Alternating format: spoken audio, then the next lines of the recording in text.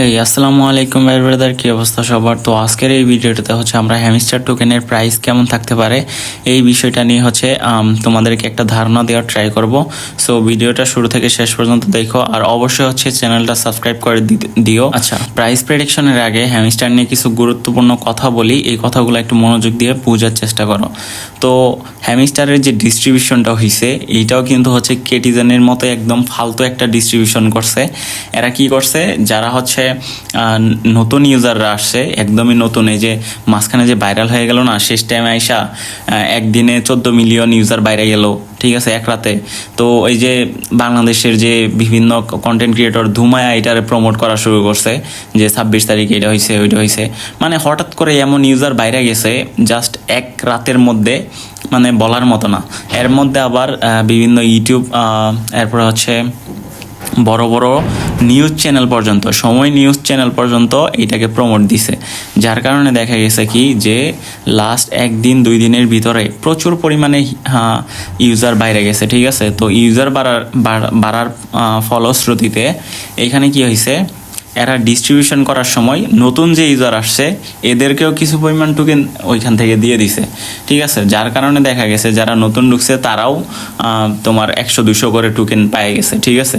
তো 100-200 করে টোকেন পাইছে, এটা তো বড় বিষয় না, ঠিক আছে। তোমাদের এটা তো হিউজ একটা অ্যামাউন্ট না যে আমাদের মধ্যে ভাগ বসাইলো। তো দেখো যারা হচ্ছে 6-7 মাস ধরে এখানে কাজ করতেছে, ঠিক আছে, তো তারা সর্বোচ্চ পেলে 3,000-4,000 টোকেন পাইছে, ঠিক আছে। তো যারা নতুন এরা আইসা সাইরাই এই 100-200-300 করে টোকেন নিয়ে নিছে, ঠিক আছে, নতুন জয়েন করেই। তো এই যে 100-200 টোকেন করে পাইলো নতুন ইউজার, এক রাতে 14 মিলিয়ন 16 মিলিয়ন করে ইউজার বাড়লো, এই যে ইউজারদেরকে 100-200 করে টোকেন দিছে, যার কারণে আমরা যারা পুরাতন ইউজার ছিলাম 6 মাস ধরে যারা খাটাখাটি করতেছি, প্রতিদিন কম্বো কার্ড, চিপার কোড, এই সেই নানা কিছু যে করতাম, ভিডিও টিডিও দেখতাম, তো তাদের মধ্যে কিন্তু ওরা আইসা ভাগ বসাইছে, যার কারণে দেখা গেছে যে নতুন ইউজারদের কারণে পুরাতন ইউজাররা কম পরিমাণে হচ্ছে টোকেন পাইছে। তো এখন কথা হচ্ছে যে এইটা ডিস্ট্রিবিউশনটা ওদের এমন কিছু করার উচিত ছিল যে যারা নতুন ঢুকছে তারা যেন একটা টোকেনও না পায়, ঠিক আছে, একদমই নতুন যারা 2-1 দিনের ভিতরে যারা ঢুকছে। তো ডিস্ট্রিবিউশনটা একদমই বাজে হয়েছে কেটিজেনের মতো। তোমাদেরকে অনেক আগেই বলছিলাম যে ভাই এইখানে বড় কিছু আশা করো না, ঠিক আছে, এটা খুব একটা প্রফিট দিবে না। তো এর মধ্যে আবার ওরা মানে হচ্ছে প্রফিট পার আওয়ার আর হচ্ছে চাবি এগুলাকে মেন করে দিছে, বাট আমাদের ইউজাররা তো ওইরকমভাবে চাবি নিতে পারে নাই। তো যাই হোক, আর অনেকে হচ্ছে আমাকে ইনবক্সে মেসেজ দিয়ে বলছিল যে ভাই এইটা নিয়ে কথা বলার জন্যে, অফিসিয়ালি হচ্ছে রিপোর্ট করার জন্যে। তো ভাই দেখো, আমি সর্বোচ্চ আমি যত দূর করতে পারবো, আমি শুধুমাত্র ওদের অ্যাডমিনকে যাই সেটা রিপোর্ট করতে পারবো যে ভাই এটা চেঞ্জ করো বা এরকম কিছু একটা। বাট এইখানে দেখো আমাদের কোনো হাতই নাই, ঠিক আছে। ওদের অ্যাডমিনটাও তো হচ্ছে বাংলাদেশি, ঠিক আছে, রাসেল ভাই হচ্ছে বাংলাদেশি। তো আমি ওনাকে বলছি যতদূর বলার, উনিও মানে না করে দিছে, কারণ এইখানে ওরও কোনো করার কিচ্ছু নাই, ঠিক আছে। তোমরা অনেকে বলছো যে ওদের চ্যানেলগুলোতে রিপোর্ট করতে করতে, আমি যথেষ্ট চেষ্টা করছি, ঠিক আছে, তারপরেও আর এর মানে সর্বশেষ যেটা যে আমার এইসব রিপোর্টে আমার ছোটোখাটো একটা চ্যানেল থেকে এইসব রিপোর্ট কোনো কাজেই আসবে না, ঠিক আছে। তো ব্যাড লাক, একটার পর একটা হচ্ছে প্রজেক্ট এরকম হচ্ছে। কেটিজেনের পরে হচ্ছে হ্যামস্টারও, আমি আগেই এটা প্রেডিকশন করছিলাম যে হ্যামস্টার থেকে খুব একটা প্রফিট আসবে না, তোমরা বেশি কিছু আশা করো না।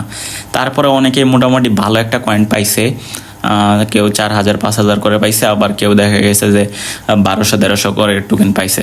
তো যাই হোক, আজকে হচ্ছে আমরা এই ভিডিওটাতে প্রাইস প্রেডিকশন করে দিব।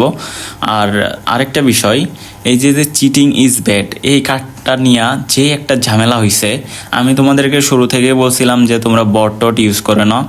কিছু কিছু ইউটিউবার এটাকে প্রমোট দিছে, এরপর হচ্ছে কিছু টিকটকার, ঠিক আছে, বিশেষ করে টিকটকাররা এই সমস্ত বটগুলা মানে প্রমোট করে। তোমার এই ব্লুমের মধ্যেও কিছু কোডিং ফাইল টিয়া বট টট দেখাইতেছে, ইউজ করো বেশি বেশি টোকেন পাবা, মানে বেশি খাইতে যায়, পরে দিন শেষে দেখা গেছে যে রিয়েল আইডি ইভেন্ট হয়ে গেছে অনেকের, মানে পুরাই স্যাড হয়ে গেছে। 6টা মাস খাটাখাটি করছে, লাস্ট 1 মাসে আইসা হচ্ছে বট ইউজ করে চাবি নিছে অ্যান্ড আইডি ব্যান হয়ে গেছে।